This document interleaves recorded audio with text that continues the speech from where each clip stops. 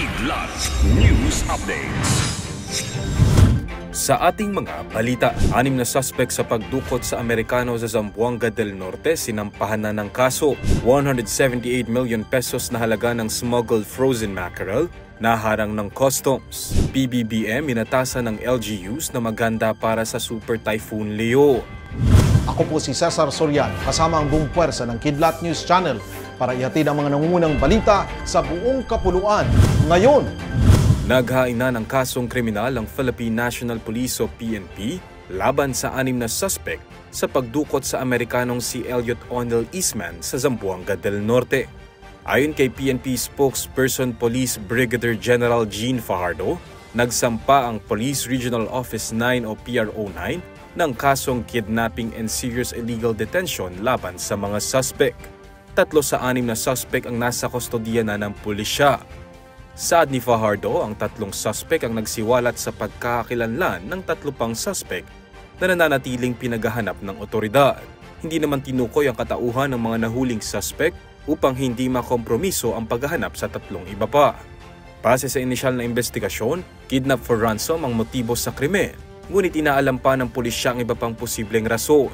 Base sa huling lookout operations noong Lunes, wala pang nakikitang proof of life kay Eastman na iniulat na dinukot noon pang October 17.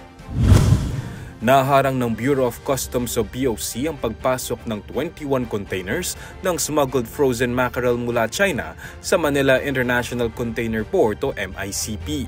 Sa bisa ng rekomendasyon na isyuhan ng Pre-Lodgement Control Order, magkatuwang na binuksan ng BOC at Department of Agriculture o DA ang mga nasabing container matapos makatanggap ng hindi tamang impormasyon tungkol sa shipments na sinasabing misclassified, misdeclared and undeclared goods.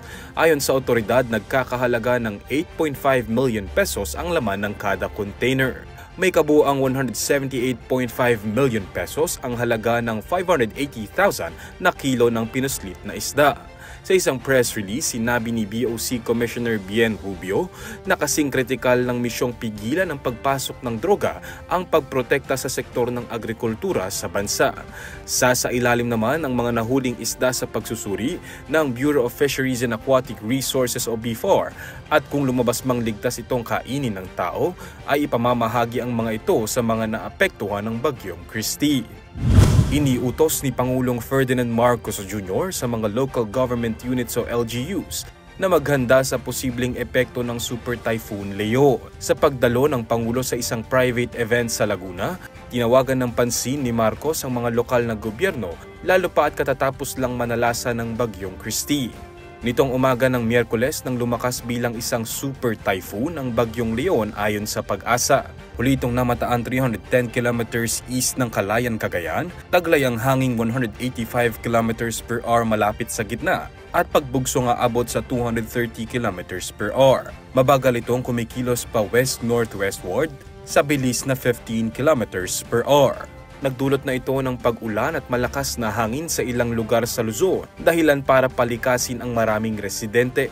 Nananatiling nakataas ang signal number 3 sa extreme northern Luzon, kabilang ang Batanes, eastern portion ng Babuyan Islands at northeast portion ng mainland Cagayan. Para sa Kidlat News Update, Renza Lenon, nag-uulat.